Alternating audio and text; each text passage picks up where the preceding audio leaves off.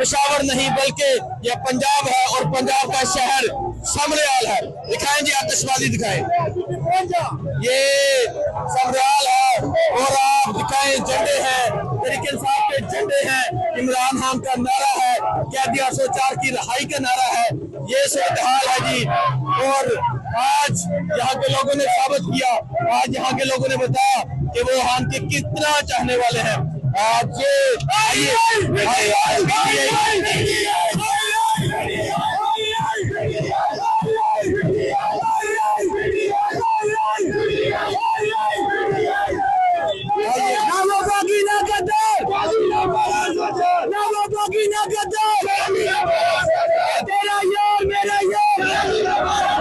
सबका जिगरी, सबका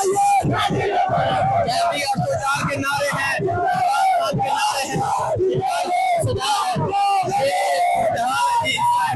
यहाँ समरियाल के शहरी ये बता रहे हैं कि वो आम के चाहने वाले हैं। और आप ये जज्बा, आप ये जुनून देख सकते हैं, लोटे ठा के नारे लगाए जा रहे हैं।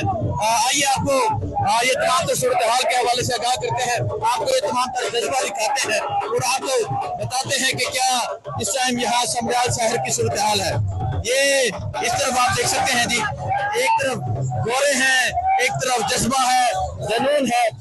ये सूरत हाल है जिस टाइम यहाँ समरियाल की, ये सूरत हाल है इस टाइम पंजाब की। मैंने जिस तरह पहले कहा, ये कुछ सद्दा मर्दान पेशावर नहीं बल्कि ये भाई मजा आया।